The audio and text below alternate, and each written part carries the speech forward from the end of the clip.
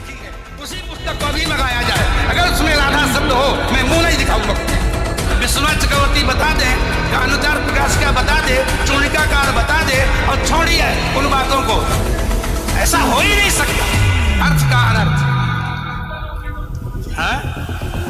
नहीं, हमको कष्ट यह है कि हमको बोलना पड़ा बीच में, क्योंकि अगर अनिरुद्धाचार्य की जगह ये बात और कोई बोलता तो मैं कतई नहीं बोलता। देखिए अनिरुद्धाचार्य जी इस समय टीवी पर छाए हुए हैं, लाखों लोग इनको सुन रहे हैं, तो ये तो यही समझेंगे ना कि अनिरुद्धाचार्य बोल रहे हैं। इसलिए आपके द्वारा कोई अपशब्द नहीं निकलना चाहिए। मैं आपसे वंदन करता हूं, कभी कोई अनर्थ करना हो तो विचार करके करिए।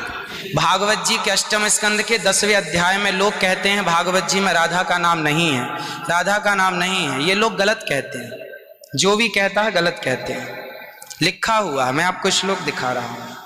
भागवत जी के 8वें स्कंद के 10वें अध्याय में श्लोक नंबर 40 है, लिखा है उद्यतायुध दौरदंडई राधावंतो भटान मृधे।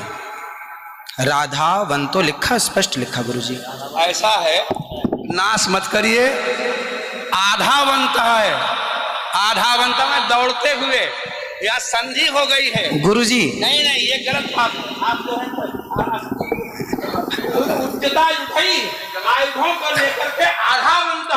गुरुजी गुरुजी गुरुजी गुरुजी गुरुजी, हम तो आपकी दास हैं। अनर्थ मत कीजिए ना। हमारे गुरुजी कहते हैं अयम अनर्थ ना ना गुरुजी, इसका अर्थ तो सुन लीजिए, इसका अर्थ तो सुन लीजिए।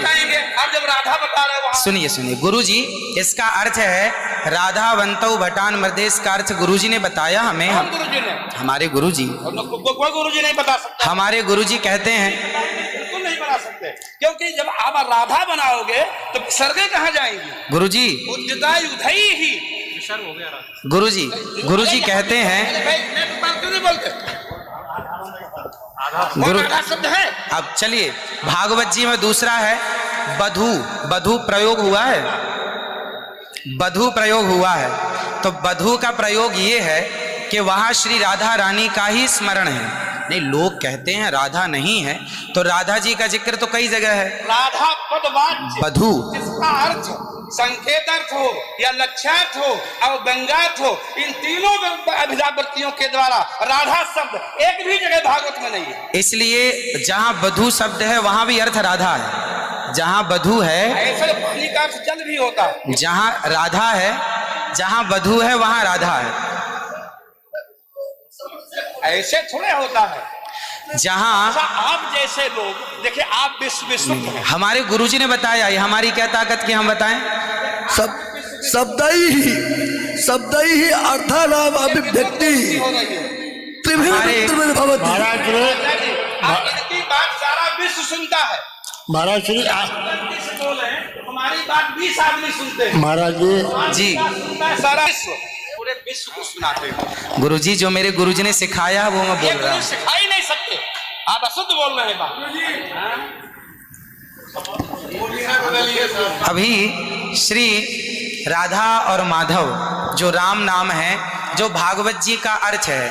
अब कोई पूछे कि राधा का अर्थ क्या है, तो राधा का अर्थ ही कृष्ण है, वो कृष्ण का अर्थ ही राधा है।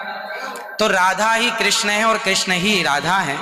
कुल मिलाकर कहने का अर्थ ये है, गुरुजन ये कहते हैं कि प्रत्येक श्लोक कृष्ण है और प्रत्येक भागवत जी के 18,000 श्लोक, प्रत्येक श्लोक कृष्ण है और श्लोक का प्रत्येक अर्थ श्री राधा है। प्रत्येक श्लोक श्री कृष्ण है और श्लोक का प्रत्येक श्लोक का अर्थ श्री राधा है। तो ये सब भाव ही तो है, राधा ना वो भाव सब भाव है।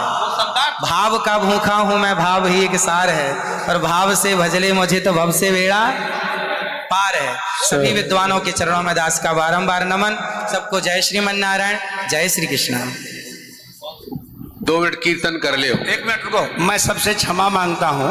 मेरा अनिरुद्धाचार्य के प्रति बड़ी श्रद्धा भाव है, बड़ा आदर है, लेकिन इनकी वाणी चूंकि पूरा विश्व सुन रहा है, ये चैनलों पर आते हैं।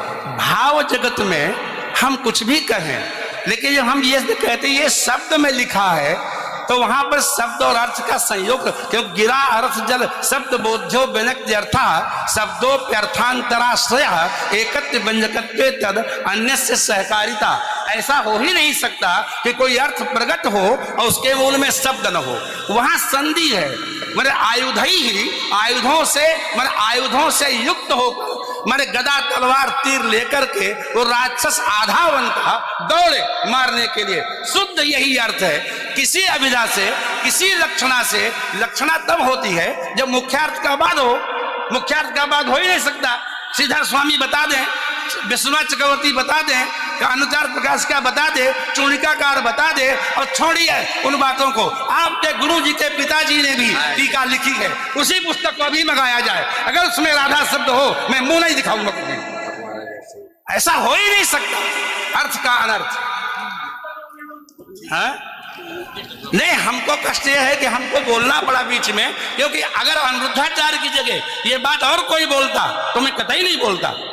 देखिए अनिरुद्धाचार्य जी इस समय टीवी पर छाए हुए हैं, लाखों लोग इनको सुन रहे हैं, तो ये तो यही समझेंगे ना कि अनिरुद्धाचार्य बोल रहे हैं। इसलिए आपके द्वारा कोई अपशब्द नहीं निकलना चाहिए। मैं आपसे वंदन करता हूं, कभी कोई अनर्थ करना हो तो विचार करके करिए। मैं और कोई बात नहीं, सबको क्षमा मांगता हूं।